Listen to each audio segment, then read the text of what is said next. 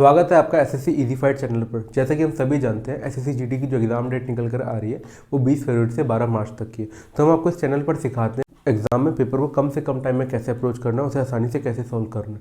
ठीक है, हम आपका ज़्यादा टाइम ना लेते, सीधे क्वेश्चनों पर बढ़ते हो। और हाँ, इस पूरे वीडियो लेक्चर की हमने PDF टेलीग्राम चैनल पर डाल दी है। अब हम चलते हैं पहले क्वेश्चन पर।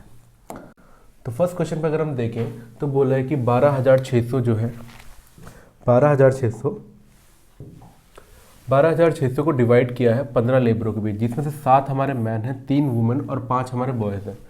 ठीक है, और ईच वुमेन का जो शेयर है वो 3 टाइम है एक बॉय के। तो हम पहले शेयर लिख लेते हैं कि शेयर कैसे डिवाइड हुआ, वुमेन, बॉय और मैन। क्वेश्चन में बोला है कि वुमेन का जो शेयर है, जो वुमेन शेयर लेती है वो 3 टाइम्स लेती है एक बॉय का।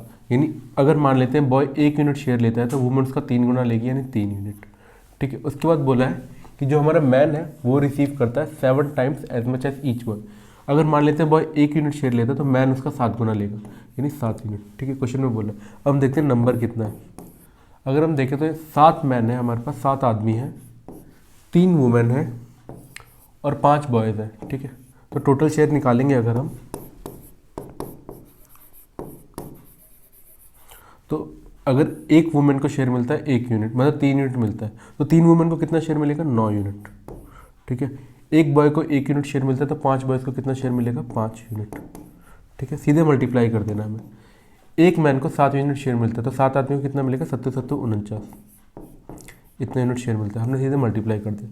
अब अगर हम देखें तो क्वेश्चन में टोटल शेयर की वैल्यू 12,600 दे रखी है, यानी 49 + 5 54, 54 + 9 63, 63 यूनिट की वैल्यू हमें कितनी दे रखी है, 12,600।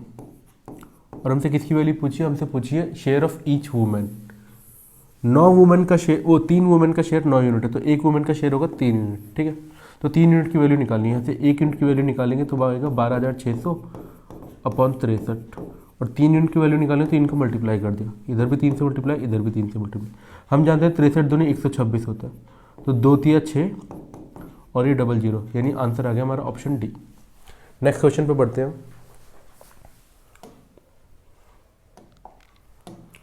नेक्स्ट क्वेश्चन में बोला है नेक्स्ट क्वेश्चन में बोला है कि जो प्रोडक्ट है दो नंबर्स को 6750 है। ठीक है, और उसमें से एलसीएम जो है 450 दे रखा है और डिफरेंस की वैल्यू दे रखी है उसका एचसीएफ ही है। तो हम जानते हैं एक फॉर्मूला होता है कि प्रोडक्ट ऑफ 2 नंबर्स वो होता है product of LCM and HCF. ये हमारा सीधा सीधा फॉर्मूला होता है और ये कई क्वेश्चनों में यूज भी होता है, तो आप इसे हमेशा याद रखिए। ठीक है, अब अगर हम देखें तो प्रोडक्ट हमें कितना दे रखा है, 6750। ठीक है, और एलसीएम की वैल्यू दे रखी है 450 और एचसीएफ मल्टीप्लिकेशन। तो यहाँ से अगर हम एचसीएफ की वैल्यू निकालना चाहें तो हम 450 इसको कैंसिल करेंगे, 0 से हमारा 0 कैंसिल हो गया। देखें तो दोनों जो है 5 से कट रहे, तो हमने काटा, 5 9 45, 13 5 65 और ये 2 13 5 25। ठीक है, हम जानते हैं 15 नंबर 135 होता है, तो ये कट गया हमारा 15 से, यानी एचसीएफ की वैल्यू होगी 15। अब क्वेश्चन में बोला है कि 2 नंबर का प्रोडक्ट, मान लेते हैं वो 2 नंबर हमारे एक्स और वाई है। ठीक है, एक एक्स है और एक वाई है, तो एक्स और वाई का प्रोडक्ट हमें कितना दे रखा है, 6750। और क्वेश्चन में ये भी बोला है कि जो डिफरेंस है दोनों नंबर का वो उनकी एचसीएफ के इक्वल है, यानी एक्स माइनस वाई की वैल्यू हमें 15 दे रखी है। ये क्वेश्चन में तो हमें एक्स और वाई की वैल्यू फाइंड करनी है। तो अगर हम देखें प्रोडक्ट जो है 6750, तो हमें ऐसे 2 फैक्टर निकालने हैं जिनका डिफरेंस 15 हो। तो हम क्या करते हैं, सीधे 10 को अलग कर लेते हैं। अब हमारे पास क्या बचा, 6 and 5, तो अगर हमसे 5 से काटेंगे तो वही होगा 13 5 65 में 2 5 25 × 5। अब हम क्या करते हैं, 135 को 15 नंबर 135 होता है, हम लिख लेते हैं। हमारे पास ये फैक्टर आ गए। अब हमें क्या करना है, बस पेयर बनाने हैं, 2 पेयर ऐसे बनाने हैं जिनका डिफरेंस 15 आ जाए। ठीक है, तो अगर हम देखें तो 15 5 75 और 9 10 90, यानी 2 फैक्टर आ गए 75 और 90, और इनका डिफरेंस भी देखें तो 15 है। ठीक है, तो हमारे पास एक नंबर हो गया 90, एक फैक्टर हो गया 90 और एक फैक्टर हो गया 75।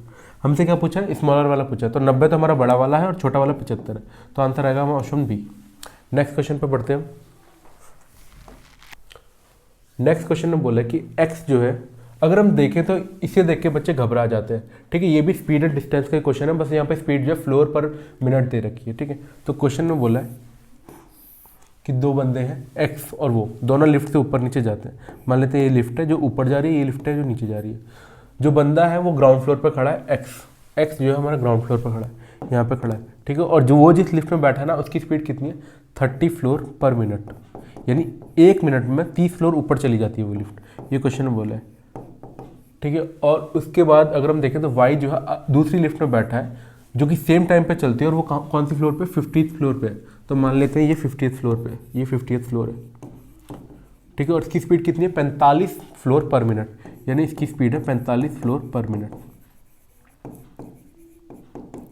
ठीक है। ये नीचे है, ये फ्लोर, ये लिफ्ट ऊपर जा रही है 30 फ्लोर पर मिनट की स्पीड से और ये वाली जो फ्लोर है 50th फ्लोर पे वो नीचे जा रही है 45 फ्लोर पर मिनट की स्पीड से। अब अगर हम देखें जब भी हमारे दो ऑब्जेक्ट मूव कर रहे होते हैं तो हम रिलेटिव स्पीड का कॉन्सेप्ट लगाते हैं। अगर दोनों ऑब्जेक्ट जो सेम डायरेक्शन में मूव कर रहे हैं तो स्पीड जो है माइनस हो जाती है और अगर अपोजिट डायरेक्शन में मूव कर रहे हैं तो स्पीड जो है प्लस हो जाती है, ठीक है। यहाँ अगर हम देखें तो स्पीड जो है दोनों अपोजिट डायरेक्शन मूव कर रहे हैं, एक डाउनवर्ड मूव कर रहा है एक अपवर्ड मूव कर रहा है, तो जो रिलेटिव स्पीड होगी वो होगी दोनों का एडिशन, तो ऐड करेंगे तो 45 + 30 आ गया हमारा 75, यानी ये हो गई स्पीड 45 फ्लोर पर मिनट। डिस्टेंस अगर हम देखें तो ये हमारी 0 फ्लोर है, ग्राउंड फ्लोर है, ये 50th फ्लोर है, तो डिस्टेंस आ गया हमारा 50 फ्लोर का, ठीक है। हम एक चीज़ जानते हैं, टाइम होता है हमारा डिस्टेंस अपॉन स्पीड, डिस्टेंस कितना 50 फ्लोर और स्पीड कितनी 75, यानी टाइम आ गया हमारा 2/3 मिनट, यानी इतने मिनट बाद दोनों जो है मिल जाएंगी। हमसे ये पूछा था क्वेश्चन में। अब हमसे पूछा है कि वो दोनों जब मिलेंगी तो कौन सी फ्लोर पे वो मिलेंगे, तो अगर हम देखें दोनों कितने 2/3 मिनट पे मिलेंगे तो हम किसी में पुट कर सकते हैं। मान लेते हैं हम 0 वाली फ्लोर से निकालते हैं, ठीक है। तो इसने कितना डिस्टेंस ट्रेवल किया होगा 2/3 मिनट में, तो स्पीड और इंटू टाइम हमें 2/3 मिनट पे वो मिल रही है। स्पीड कितनी है जो नीचे से ऊपर जा रही है उसकी स्पीड है 30 फ्लोर पर मिनट, तो हमने मल्टीप्लाई कर दिया, इसको जो मल्टीप्लाई किया तो 3 से 3 कैंसिल, ये आ गया हमारा 20, यानी 20वें फ्लोर पे वो दोनों मिलेंगी, ऑप्शन सी। नेक्स्ट क्वेश्चन पे आते हैं।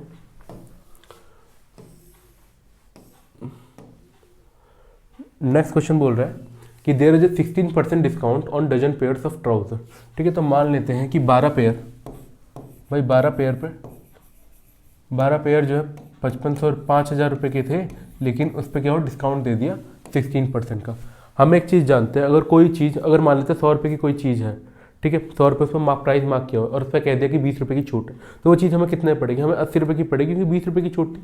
तो ऐसे ही हर वैल्यू जो अपने आपका 100% होता है, तो यहाँ पे 16% की छूट दे रखी है, तो वैल्यू कितनी रह जाएगी 84% रह जाएगी वैल्यू, ठीक है। और हम जानते हैं परसेंटेज की वैल्यू होती है 1/100, तो हमने परसेंटेज की जगह 1/100 लिख लो, परसेंटेज लिख लो, ठीक है। तो हम क्या करते हैं 00 से परसेंटेज का साइन काट देते हैं, और ठीक है जब भी किसी चीज़ को 5 से मल्टीप्लाई करूँ तो 5 की जगह 10/2 लिख लो, ठीक है। 5 की जगह हमने 10/2 लिख दिया, 0 एज इट इज इंटू 84, ठीक है। 84 का आधा होता है हमारा 42 और ये आ गया हमारा 4200, यानी 12 पेयर की जो वैल्यू आ गई वो आ गई हमारी 4200 रुपये, ठीक है। हमसे पूछा है, अब भाई देखें तो 4200 रुपये में 12 पेयर खरीद लेता है, हमसे पूछा 2100 में कितने पेयर खरीदेगा, तो अगर हम देखें तो 2100 जो 4200 का आधा, तो हमने सीधे सीधे डिवाइड कर दिया 2 से, तो ये आ गया 2100 रुपये में कितने पेयर खरीदेगा, यहाँ पे डिवाइड किया 2 से तो यहाँ पे भी डिवाइड करेंगे 2 से, तो आ गया हमारा 6 पेयर, ठीक है।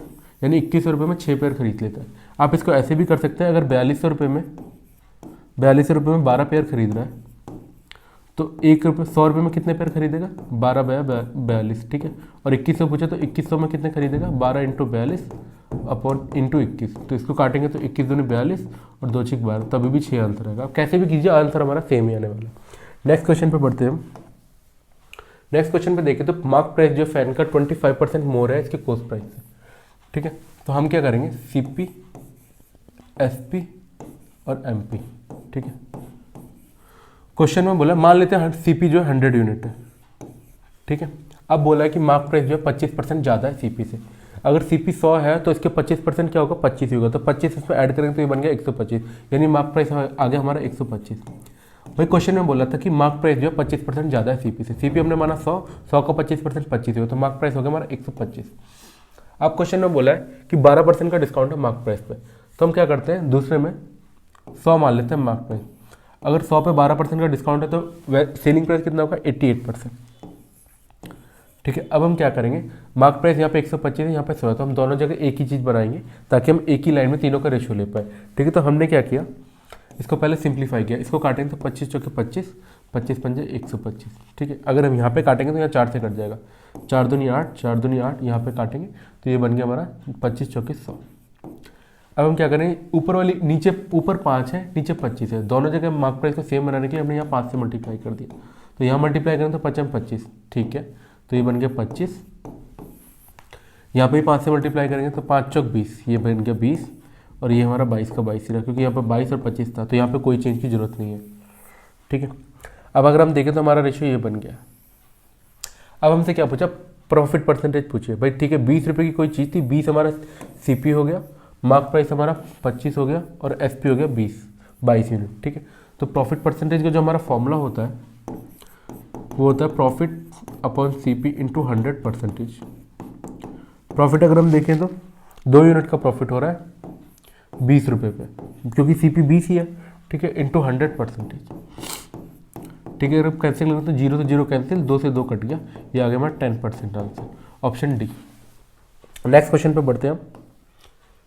नेक्स्ट क्वेश्चन में बोला कि मेहुल ने कोई कार खरीदी 5,60,000 रुपये की, उसे वो रेनोवेशन कराता है उसकी, और ठीक है उसे 6,40,000 में बेच देता है, तो हमें बताना परसेंटेज इंक्रीज कितना है प्राइस में, ठीक है। अगर हम देखें तो पहले कार कितने की थी, 5,60,000 की, ठीक है। उसके बाद इंक्रीमेंट अब कितने की हो गई भाई, रेनोवेशन करा के जो फाइनल प्राइस आ गया, वो आ गया हमारा 6,40,000 का। अगर यहाँ से हम देखें तो कितनी कीमत बढ़ गई, यहाँ से देखें तो 80,000 कीमत बढ़ गई, ठीक है। अगर हम देखें परसेंटेज इंक्रीज का जो हमारा फॉर्मूला होता है वो होता है कितने का इंक्रीज हुआ अपॉन बेस वैल्यू, मतलब जो पहले वैल्यू थी, बेस वैल्यू इंटू 100%। वैल्यू हम पुट करते हैं, कितने का इंक्रीज आया, 80,000 का इंक्रीज आया, ठीक है। बेस वैल्यू कितनी थी, 5,60,000, ठीक है, इंटू 100%। हमने सीधे सिर्फ वैल्यू को पुट कर दिया। अगर हम सिंप्लीफाई करें तो 4 0 से 4 0 कट गई, ठीक है, 8 7 56, ठीक है, तो ये आ गया हमारा 100 और नीचे बचा 7, 100/7%, ऑप्शन ए। नेक्स्ट क्वेश्चन पे बढ़ते हैं हम। नेक्स्ट क्वेश्चन में बोला कि आरव और दुर्गा 2 लोग हैं जो किसी काम को 33 दिन में करते हैं, ठीक है, और वो दोनों किसी काम को, तो हम क्या करते हैं, आरव की एफिशिएंसी मान लेते हैं, आरव की एफिशिएंसी ए मान लेते हैं, और दुर्गा की एफिशिएंसी डी मान लेते हैं। वो किसी काम को 33 दिन में करते हैं, तो ये तो हो गया हमारा टोटल वर्क, क्योंकि वर्क हम जानते हैं एफिशिएंसी इंटू टाइम होता है, तो अगर 2 लोग मिलकर किसी काम को करते हैं तो उनकी एफिशिएंसी ऐड हो जाती है, तो ये हमारी एफिशिएंसी होगी, ये हमारे नंबर ऑफ डेज होगी। अब क्वेश्चन में क्या बोल रहा है, सेकंड केस पे आते हैं कि भाई आरव दोनों मिलकर काम करते हैं 15 दिन के लिए, तो अगर दोनों मिलकर काम करें तो दोनों की एफिशिएंसी ऐड हो जाएगी। तो आरव और दुर्गा दोनों की एफिशिएंसी ऐड कर दी, दोनों मिलकर कितने दिन के लिए काम करें, 15 दिन के लिए। हमने वही किया, एफिशिएंसी इंटू टाइम, तो इतना काम किया उन्होंने 15 दिन में। उसके बाद क्या होता है, आरव छोड़ के चला जाता है काम को, फिर दुर्गा अकेले काम करती है 30 दिन के लिए।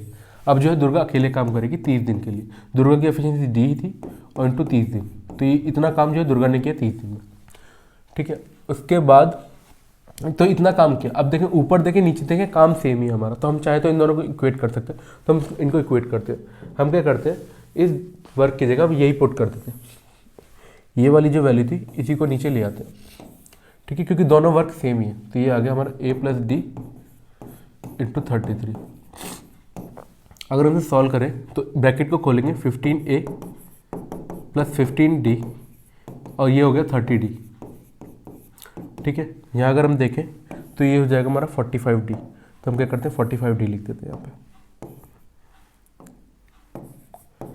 ठीक है।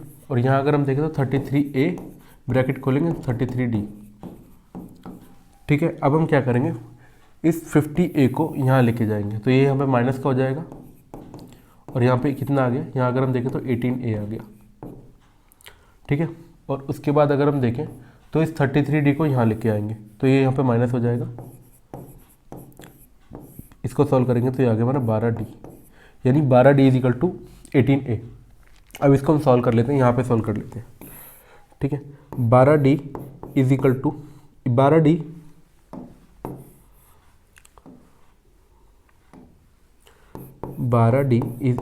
18a। अब हम क्या करते हैं, d/a ले जाते हैं ताकि एफिशिएंसी मिल जाए दोनों की, तो 18 यहीं रहा और 12 नीचे आ गया।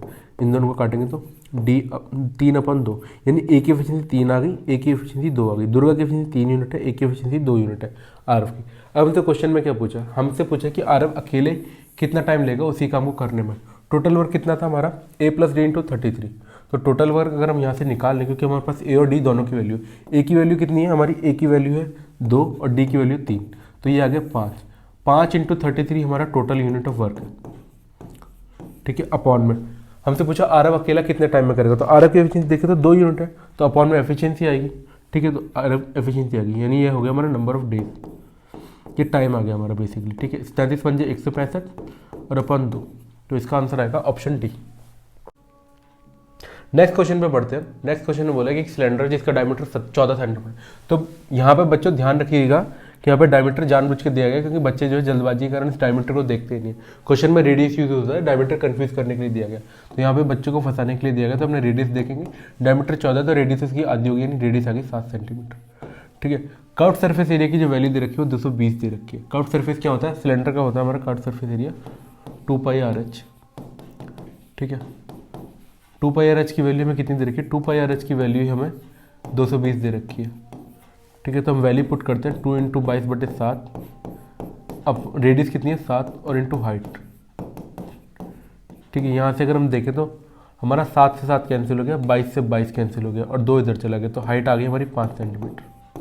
अब हमसे क्या पूछा, हमसे पूछिए वॉल्यूम पूछिए सिलेंडर की, तो वॉल्यूम जो होती है सिलेंडर की वो होती है हमारी πr²h, पाई 22/7, रेडियस 7 है, 2 बार मल्टीप्लाई होगा क्योंकि स्क्वायर है, और हाइट आ गई हमारी 5, 7 से 7 कैंसिल, ठीक है। 22 पंजे होता है हमारा 110 और इंटू 7, ये आ गया हमारा 770, ऑप्शन डी। नेक्स्ट क्वेश्चन पे आते हैं हम। नेक्स्ट क्वेश्चन बोला है आकाश जो है ट्रैवल करता है, घर से जो है स्कूल तक जाता है 3 इक्वल पार्ट्स में, ठीक है। पहले वो 5 किलोमीटर/आवर की स्पीड से चलता है, फिर वो 10 किलोमीटर/आवर की स्पीड से चलता है, फिर वो 15 किलोमीटर/आवर की स्पीड से चलता है। हमें एवरेज स्पीड बतानी है। तो हम क्या करते हैं, पहले इसका जो डिस्टेंस है मान लेते हैं उसका घर है होम और ये इसका स्कूल है, वो पूरे डिस्टेंस को 3 इक्वल पार्ट में डिवाइड करता है। तो हम मान लेते हैं एक्स में डिवाइड करता है, एक्स ये हो गया, एक्स ये हो गया, एक्स ये हो गया, ठीक है। अब हमें क्या करना है, यहाँ पे वो कितनी स्पीड से जा रहा है, यहाँ पे वो जा रहा है, ये हो गया हमारा डिस्टेंस और ये हो गई हमारी स्पीड। यहाँ पे अगर हम देखें तो शुरू में 5 किलोमीटर/आवर की स्पीड से जा रहा है, या 10 की स्पीड से जा रहा है, और यहाँ देखें तो 15 की स्पीड से जा रहा है, ठीक है। तो हम डिस्टेंस ऐसा मानेंगे जो 5 से कट जाए, क्योंकि हमें टाइम निकालना है। अगर हम टाइम निकालेंगे एक्स को 5 से काटेंगे तो हम चाहते हैं फ्रैक्शन में ना आए, सीधी सीधी वैल्यू है, तो हम एक्स को ऐसा मानेंगे जो 5 से भी कटे, 10 से भी कटे, 15 से भी कटे, ठीक है। तो हम क्या करते हैं, इन तीनों का एलसीएम लेते हैं। इन तीनों का एलसीएम आएगा x 30, तो हमने क्या किया, तीनों को 30 से मल्टीप्लाई कर दी, तो यहाँ पे भी डिस्टेंस 30x मान लिया, यहाँ पे भी डिस्टेंस 30x मान लिया, यहाँ पे भी डिस्टेंस x, क्योंकि हमने पहले x माना था हम 30x मान लिया, क्योंकि मानने को हम कुछ भी मान सकते हैं। अगर हम x मान सकते हैं तो 30x भी मान सकते हैं, वो हमारी मर्जी है। हमने x इसलिए 30x माना ताकि हमारे लिए कैलकुलेशन बहुत आसान हो जाए। अगर हम टाइम देखें तो टाइम होता है हमारा, टाइम का जो फॉर्मूला होता है वो होता है डिस्टेंस अपॉन स्पीड। तो यहाँ हम इंडिविजुअल टाइम निकालते हैं सबका, डिस्टेंस अपॉन टाइम होगा, ये आ गया हमारा 6 है। यहाँ अगर हम देखें तो 10 से काटेंगे तो ये आएगा हमारा 3x, और यहाँ अगर हम काटें तो ये आएगा हमारा 2x, ठीक है। तो ये हो गया हमारा टोटल टाइम। एवरेज स्पीड का जो फॉर्मूला होता है वो होता है हमारा total distance upon total time, ये हमारा एवरेज स्पीड का फॉर्मूला होता है।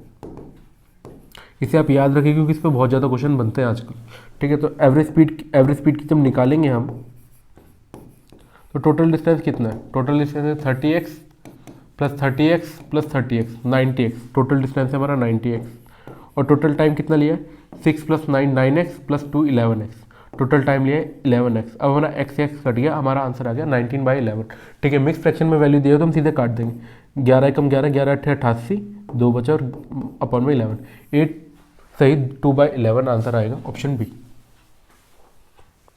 नेक्स्ट क्वेश्चन पे बढ़ते हैं हम। नेक्स्ट क्वेश्चन में हमें दिया 3/5 की वैल्यू x/75 दिया, हमें x की वैल्यू पूछी, तो ये बहुत ही आसान क्वेश्चन है, ठीक है। 3/5 हमें दे रखा है x/75, हमें कुछ नहीं करना, बस क्रॉस मल्टीप्लिकेशन कर देना है। तो ये हो गया 3 × 75 = x × 5। अगर हम देखें तो 5 से 75 कट जाएगा 15 पे, तो x की वैल्यू आ गई हमारी 45। इसको सॉल्व करेंगे तो 15 × 45, यहाँ पे x बचे तो x = 45, option A. Next question में बढ़ते हैं हम।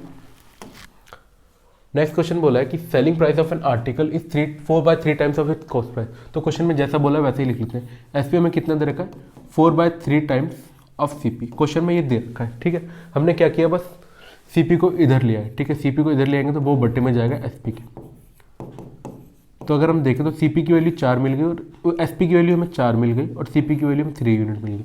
हमसे क्या पूछा है? प्राइस परसेंटेज पूछा है। भाई प्राइस गेन परसेंटेज का जो फॉर्मूला होता है प्रॉफिट परसेंटेज गेन परसेंटेज, वो होता है हमारा प्रॉफिट अपॉन CP इंटू 100%। ठीक है, अगर हम देखें CP की वैल्यू हमें प्रॉफिट निकालना है, कोई चीज़ 3 रुपये की खरीदी और 4 रुपये की बेची तो कितने का प्रॉफिट हुआ? 1 रुपये का प्रॉफिट हुआ। ठीक है, यहाँ हमें 1 रुपये का प्रॉफिट हुआ। ठीक है, तो प्रॉफिट आ गया हमारा 1, हम वैल्यू पुट कर देंगे प्रॉफिट 1। CP अगर हम देखें तो 3 यूनिट दे रखा है तो बटे में 3 डाला इंटू 100%। ठीक है, अगर हम इसको काटेंगे तो 3 3 9 में 1 इधर जाएगा, फिर 3 3 9 और आएगा 1/3, तो ये आ गया 33 सही 1/3%। तो आंसर आएगा हमारा ऑप्शन बी। अगर बच्चों को फ्रैक्शन आता है तो सीधे सीधे फ्रैक्शन की वैल्यू भी डाल सकते हैं, उसकी वैल्यू भी यही होती है। तो अगर आपको फ्रैक्शन वैल्यू याद है तो आप सीधे फ्रैक्शन वैल्यू डाल दीजिए, आपका टाइम बचेगा। तो इसका आंसर आ गया हमारा ऑप्शन बी। नेक्स्ट क्वेश्चन में पढ़ते हैं। एक पर्सन है जो कि 15 पेंसिल खरीदता है 12 रुपये में और बेच देता है 12 पेंसिल जो 15 के हिसाब से बेच देता है। ठीक है, तो CP की बात करें तो उसने 15 पेंसिल जो है 12 रुपये में खरीदी, ऐसा क्वेश्चन में बोला, और उसने बेची है तो मतलब सेलिंग प्राइस हो गया 12 पेंसिल 15 रुपये में बेच दी। ये क्वेश्चन में साफ साफ बोलूँ तो जब भी प्रॉफिट परसेंटेज लॉस परसेंटेज या कुछ भी कैलकुलेट करना होता है तो हमें क्वांटिटी हमेशा सेम रखनी होती है। यहाँ पे 15, यहाँ पे 12, हमें क्वांटिटी सेम करनी होती है। तो हमने क्या किया, इसको 12 से मल्टीप्लाई कर दिया, इसे 15 से मल्टीप्लाई की थी। अब अगर हम देखें तो दोनों जगह क्वांटिटी हमारी सेम हो गई 12 × 15। अब अगर हम लेफ्ट हैंड साइड पे किसी से मल्टीप्लाई किया तो राइट हैंड साइड में उससे मल्टीप्लाई करें। यहाँ 12 से मल्टीप्लाई किया तो यहाँ पे 12 से मल्टीप्लाई करेंगे, तो 12 × 12 12 का स्क्वायर हो गया जो कि होता है 144। और यहाँ अगर हम देखें तो यहाँ 15 से मल्टीप्लाई किया तो यहाँ पे 15 से मल्टीप्लाई करें तो ये हो गया हमारा 115 का स्क्वायर होता है हमारा 225। ठीक है, 15 × 12 180, यानी 180 पेंसिल उसने 144 रुपये की खरीदी और 180 पेंसिल ही उसने 225 रुपये की बेच दी। तो अगर 144 की खरीद रहा है और 225 की बेच रहा है तो प्रॉफिट कितने का होगा? प्रॉफिट हमारा हो गया, माइनस करेंगे तो आएगा 225 माइनस 144, देखिए तो 5 1 और ये 22 में से 14 गए तो 8, यानी 81 रुपये का तो सीधा सीधा फायदा हो गया। प्रॉफिट परसेंटेज का फॉर्मूला देखें तो होता है प्रॉफिट अपॉन CP इंटू 100%। ठीक है, प्रॉफिट की अगर हम वैल्यू देखें तो 21 यूनिट आई थी हमारी, CP हमारा कितना है? CP हमारा 144 रुपये, तो हम वैल्यू पुट कर देंगे सीधे सीधे। प्रॉफिट है हमारा 81 और CP हमने कितना निकाला था 144 इंटू 100%। ठीक है, अब इसे हम किससे काटेंगे? हम सीधे काटते हैं इसे 3 से, 3 3 9, ये 9 से काटते हैं तो 9 9 81, 16 9 144। ठीक है, इसे हम काटते हैं फिर 4 से काटते हैं, 4 चौक 16 और ये 25, 25 निम्मा होता है हमारा 225 और अपॉन 4 ये परसेंटेज। इसे काटेंगे तो 4 पंजे 20 में 2 4 6 24 में 1 4 दूनी 8 और ये 56.25%, यानी इतने का उसे फायदा हो रहा है। देखिए यहाँ पे लॉस परसेंटेज भी फायदा, लेकिन हमें यहाँ पे फायदा हो रहा है, तो option C is the right answer. Next question पे बढ़ते हैं। नेक्स्ट क्वेश्चन बोला है कि लेंथ जो है लॉन्गेस्ट डायगोनल जो है किसी क्यूब का वो है 6√3। तो हमारा जो डायगोनल का फॉर्मूला होता है वो होता है हमारा √3a। ठीक है, इसकी वैल्यू में कितनी दे रखी है? 6√3। तो यहाँ से अगर हम a की वैल्यू निकालेंगे तो √3 से √3 कैंसिल हो जाएगा, a की वैल्यू होगी 6।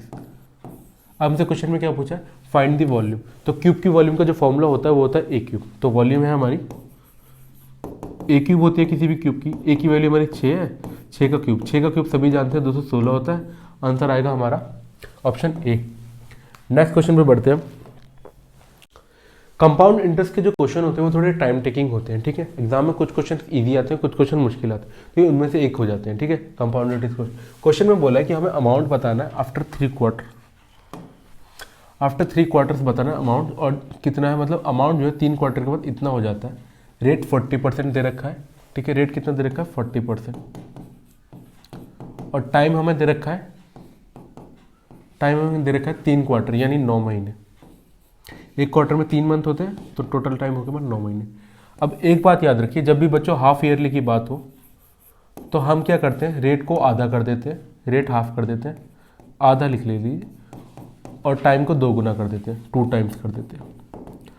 ठीक है, और जब क्वार्टरली की बात हो तो हम क्या करते हैं? रेट को बाय 4 कर देते हैं, 4 से डिवाइड कर देते हैं, और टाइम को 4 गुना कर देते हैं। ये चीज़ आप हमेशा याद रखिए, क्योंकि ये सीधा आप सीधे पुट कर सकते हो और जल्दी से जल्दी क्वेश्चन सॉल्व कर सकते हैं। तो यहाँ पे रेट कितना है? 40% है, तो हमने क्या किया? रेट को 4 से डिवाइड कर दिया। अगर हम डिवाइड करेंगे तो आएगा हमारा 10%, यानी रेट आ गया हमारा 10% जो हमें फॉर्मूले में पुट करना है। ठीक है, यहाँ देखें तो 9 महीने 4 से मल्टीप्लाई करेंगे 9 महीने तो आएगा हमारा 36 मंथ। ठीक है, 36 मंथ टाइम हो गया। 36 में एक महीने में 12 महीने, एक साल में 12 महीने होते हैं। 36 महीने यानी 3 साल सीधे सीधे। ठीक है, तो हमें ये वैल्यू पुट करनी है क्वेश्चन में, फॉर्मूले में सॉरी। ठीक है, तो अगर हम देखें फॉर्मूला जो होता है हमारा वो होता है amount is equal to P 1 plus R percentage कितनी है ये 10 अपॉन 100 और टाइम कितना है हमारा 3। ठीक है, ये हमारा निकला है। अमाउंट कितना दे रखा है, अमाउंट 3 क्वार्टर के बाद 13,310 हो जाता है, तो हमने अमाउंट लिख लिया 13,310। यहाँ पे प्रिंसिपल है, इसको अगर हम सॉल्व करेंगे तो 100 और प्लस 10 110 अपॉन 100 और ये क्यूब। अगर हम देखें तो 0 से 0 कैंसिल हो जाएगा, यहाँ पे बचेगा 13,310 प्रिंसिपल। अगर हम सॉल्व करें तो 11 का क्यूब होता है हमारा 1331। ठीक है, अपॉन 100 10 का क्यूब होगा हमारा 1000। यहाँ अगर हम देखा 1331 से 1331 कट गया, इधर बचा 10 और ये 3 जीरो जो है ऊपर चली जाएंगी, तो यहाँ पे 4 जीरो हो जाएंगे टोटल। तो इसकी प्रिंसिपल की वैल्यू आ गई हमारी 10,000। हमने कुछ नहीं किया, हमेशा याद रखिए जब भी हाफ ईयरली की बात हो तो रेट को आधा करना होता है और टाइम को डबल करना होता है, और जब क्वार्टरली की बात हो तो हमें क्या करना था, रेट को 1/4 से डिवाइड करना होता है। तो हमने 4 से सीधे सीधे डिवाइड कर दिया, 40 को 4 से डिवाइड करेंगे तो आएगा 10%। फिर टाइम जो भी दिया था उसको 4 गुना करना होता है, तो 9 महीने टाइम दिया था हमने 4 गुना कर दिया, नहीं 36 महीने। 36 महीने हमारा 3 साल होता है। ठीक है, तो टाइम आ गया हमारा 3 साल और रेट आ गया हमारा 10%। हमने पुट कर दिया सीधे, ये हमारा रेट होता है, ये हमारा टाइम होता है। रेट की जगह हमने 10 लिख दिया और टाइम की जगह हमने 3 लिख दिया। उसके बाद हमने सीधे सीधे सॉल्व कर दिया और हमारा आंसर आ गया प्रिंसिपल इक्वल टू 10,000। आप इसको बस सॉल्व करते जाइए और इसमें ट्रिक हमेशा याद रखिए क्योंकि ये काफ़ी कन्फ्यूजिंग होती है। नेक्स्ट क्वेश्चन पे बढ़ते हैं। इसमें बोला है कि which of the given pair is coprime. Coprime का मतलब होता है कि कुछ भी उसमें कॉमन नहीं आना चाहिए, सिर्फ एक के अलावा। ठीक है, मतलब ऐसे दो भी टर्म, मतलब 2 या 3 या जितने भी पूछे तो हमेशा ये देखिए इसमें कुछ कॉमन तो नहीं आ रहा। अगर कुछ कॉमन नहीं आ रहा तो वो हमारे कोप्राइम नंबर्स होंगे। यहाँ अगर हम देखें 9 और 63 क्या होता है हमारा 7 नीम 63, तो ठीक है 9 जो है हमारा कॉमन आ रहा, तो ये ऑप्शन गलत हो गया, कोप्राइम हो ही नहीं सकता। यहाँ अगर हम देखें तो 21 और 42 होता है, 21 दूनी 42, तो यहाँ देखें तो 21 कॉमन आ गया दोनों में, तो ये ऑप्शन भी नहीं हो सकता कभी कोप्राइम। यहाँ अगर हम देखें 36 और 15, भाई 9 चौक 36 और ये हो गया 3 पंजे 15। ठीक है, 9 के अंदर 3 पहले से ही है, तो ये ऑप्शन भी गलत होगा। यहाँ अगर हम देखें 11 और 21, इन दोनों में कुछ भी कॉमन नहीं है, तो ये हमारा कोप्राइम का फैक्टर होगा, कोप्राइम का पेयर होगा, तो आंसर है इसका ऑप्शन डी। नेक्स्ट क्वेश्चन पर बढ़ते हैं। नेक्स्ट क्वेश्चन बोला कि 2 एथलीट हैं जो कि भाग रहे हैं इन अ सर्कुलर ट्रैक। ठीक है, और उसकी लेंथ दे रखी है 1800 मीटर। ये हमारा सर्कुलर ट्रैक है। ठीक है, और सेम स्टार्टिंग पॉइंट है उनका, मान लेते हैं यहाँ से भाग रहे हैं दोनों। ठीक है, एक की स्पीड 9 मीटर पर सेकंड है, दूसरी की 6 मीटर पर सेकंड है, और दोनों जो है अपोजिट डायरेक्शन में भाग रहे हैं, मतलब दोनों डिफरेंट डायरेक्शन में भाग रहे हैं। एक 6 मीटर पर सेकंड की स्पीड से भाग रहा है, एक 9 मीटर पर सेकंड की स्पीड से भाग रहा है। तो हमें कुछ नहीं करना होता, हमें इसके ट्रैक की लेंथ से कुछ लेना देना है, हमें इनकी स्पीड से लेना देना है। ठीक है, तो हमने दोनों की स्पीड को देखा था 9 और 6, ये दोनों की स्पीड है, तो हम इसको तब तक काटेंगे जब तक और सिंप्लीफाई ना किया जा सके। तो अगर हम देखें तो इसको 3 से काटा, 3 तिया 9 और 3 दूनी 6। अब ये नंबर किसी और से नहीं कट रहा है। ठीक है, अब हमारे पास 3:2 आ गया। अब हमसे क्वेश्चन में क्या पूछा, कितने पॉइंट में मिलेंगे वो दोनों, तो हमें कुछ नहीं करना, सिंपली इन दोनों को ऐड कर देना। तो ये आ गया हमारा 5, इसका आंसर होगा ऑप्शन डी। नेक्स्ट क्वेश्चन पे बढ़ते हैं। इस क्वेश्चन में अगर हम देखें तो 12 वुमेन और 16 मैन किसी काम को जो है 11 दिन में करते हैं। ये क्वेश्चन में बोला एक वुमेन जो है मैन से 2 गुना टाइम लेती है। ठीक है, मान लेते हैं ये वुमेन है, ये मैन है, हमें टाइम क्या दे रखा है, वुमेन जो है मैन से 2 गुना टाइम लेती है। अगर मैन 1 यूनिट टाइम लेता है तो वुमेन से 2 गुना टाइम लेगी, यानी कि 2 यूनिट टाइम लेगी। और कॉन्सेप्ट ये कहता है कि जो जितना टाइम लेते हैं उसका उल्टा हमारा एफिशिएंसी का रेशियो होता है। अगर टाइम का रेशियो 2:1 है तो एफिशिएंसी का रेशियो जो है उसका एकदम उल्टा होगा, यानी 1:2 होगा। तो एफिशिएंसी का रेशियो जो आएगा 1:2, टाइम का रेशियो 2:1 था, उसका उल्टा 1:2 हो गया, यानी वुमेन की एफिशिएंसी 1 यूनिट हो गई, मैन की एफिशिएंसी 2 यूनिट हो गई। ठीक है, अब हमसे पूछा है कि 16 मैन उसी काम को कितने दिनों में करेंगे। तो अब अगर हम देखें तो हमारे पास एफिशिएंसी है, हमें नंबर ऑफ डेज बताना है, यानी टाइम बताना है। हमें चाहिए वर्क, क्योंकि टाइम होता है हमारा वर्क अपॉन एफिशिएंसी, तो हमें कहीं से वर्क निकालना है। अगर हम ऊपर देखें तो 12 वुमेन और 16 मैन किसी काम को 11 दिन में करते हैं।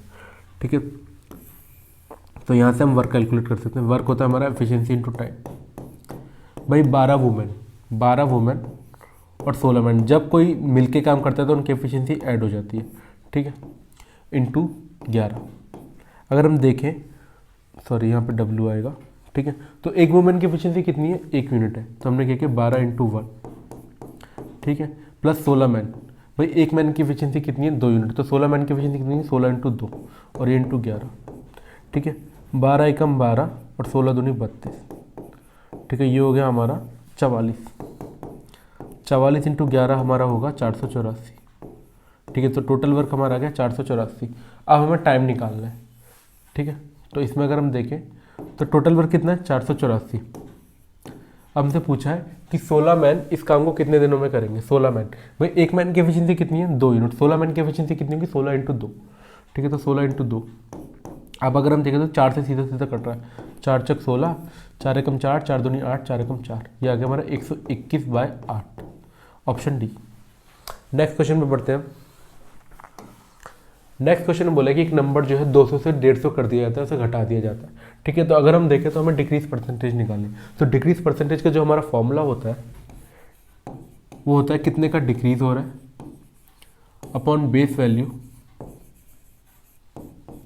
इंटू 100 और ये परसेंटेज, ये डिक्रीज परसेंटेज का फॉर्मूला है, ठीक है हमारा। अगर हम देखें तो 200 से 150 जा रही है, तो कितनी वैल्यू घट गई हमारी, भाई पहले 200 थी शुरुआत में, फिर 150 हो गई। तो अगर हम देखें तो 50 की कमी आई है, 50 वैल्यू घटी है, तो हमसे ऊपर 50 ही थे, तो ये आ गई हमारी वैल्यू, जितनी वैल्यू हमारी घटी है, ठीक है। बेस वैल्यू अगर हम देखें तो शुरू में वैल्यू कितनी थी 200 थी, ठीक है। तो यही हमारी बेस वैल्यू की, तो ये होगी हमारी 200 इंटू 100%। हमने कुछ नहीं किया, सिर्फ फार्मूले में वैल्यू पुट कर दी। अगर हम देखें तो 50 को काटेंगे तो सीधे हम क्या करते हैं 00 से 00 काट देते हैं, ठीक है। और ये बचा 2, मतलब सिंपली हम क्या करते हैं इसको, कैलकुलेशन को आप जितना ईजी रखेंगे ना आपका दिमाग कम थकेगा और आप उसको दूसरे क्वेश्चन में यूज़ कर पाएंगे, ये है। तो अगर हम देखें आसानी कौन सी कैलकुलेशन हो सकती है, तो हमने क्या किया 100 को काटा 200 से, 2 पे कट गया, फिर 50 को काट दिया 2 से, तो ये आ गया हमारा 25%। कैलकुलेशन को आप जितना ईजी रखेंगे आपका दिमाग उतना कम थकेगा, जिसको हम बाकी क्वेश्चनों में यूज़ कर पाएंगे, ठीक है। तो ये आ गया 25%, ऑप्शन सी। नेक्स्ट क्वेश्चन पे बढ़ते हैं। क्वेश्चन में बोला है कि एक ट्रेन है जो कि 129 किलोमीटर पर आवर की स्पीड से भाग रही है, और साथ ही एक स्मॉल कार है जो कि पैरेलल रोड पे भाग रही है 60 किलोमीटर पर आवर की स्पीड से, ठीक है। अब क्वेश्चन में बोला है कि ट्रेन जो है कितनी देर में कार को कंप्लीटली क्रॉस कर देगी, और ट्रेन की लेंथ हमें दे रखी है 943 मीटर, ठीक है। और यहाँ पे बोला है कि दोनों सेम डायरेक्शन में भाग रहे हैं। याद रखिए जब भी दो ऑब्जेक्ट या दो पर्सन मूव करते हैं तो वहाँ पर स्पीड नहीं लगती, वहाँ पर रिलेटिव स्पीड का कॉन्सेप्ट होता है। रिलेटिव स्पीड का कॉन्सेप्ट क्या कहता है कि अगर दो ऑब्जेक्ट सेम डायरेक्शन में मूव कर रहे हैं तो उनकी स्पीड माइनस हो जाएगी, और अगर दोनों अपोजिट डायरेक्शन में मूव कर रहे हैं तो उनकी स्पीड प्लस हो जाएगी, ठीक है। यहाँ अगर हम देखें तो ये हमारी ट्रेन हो गई जो कि 129 किलोमीटर पर आवर की स्पीड से भाग रही है इस डायरेक्शन में, ठीक है। और कार भी सेम डायरेक्शन में मूव कर रही है पर उसकी 60 किलोमीटर पर आवर है, ठीक है। अब हम जानते हैं कि दोनों अगर सेम डायरेक्शन में मूव करें तो स्पीड जो है रिलेटिव स्पीड जो होगी दोनों का डिफरेंस होगी, ठीक है। तो रिलेटिव स्पीड क्या आ गई, बड़े में से छोटा माइनस कर दो, 129 माइनस 60, ये आ गया हमारा 69 किलोमीटर पर आवर, ठीक है। अगर ट्रेन को कार को क्रॉस करना है तो इसे अपनी लेंथ क्रॉस करनी पड़ेगी, कवर करनी पड़ेगी, ये हमारा कॉन्सेप्ट कहता है। तो ट्रेन को कितना डिस्टेंस कवर करना पड़ेगा 943, क्योंकि जो कि ट्रेन लेंथ है, ठीक है। तो हमारा जो फॉर्मूला आएगा टाइम आएगा वो डिस्टेंस अपॉन स्पीड आएगा। डिस्टेंस अगर हम देखें तो 943 है, मीटर में दे रखी है, लेकिन हमारी स्पीड यहाँ किलोमीटर पर आवर में, तो इसको क्या करेंगे मीटर पर सेकंड में बदलेंगे, 5/18 से मल्टीप्लाई करेंगे। तो बटे में अगर हम देखें 69 इंटू 5, और जो बटे में 5 है वो ऊपर चला जाएगा, यानी हो गया ऊपर चला गया 18।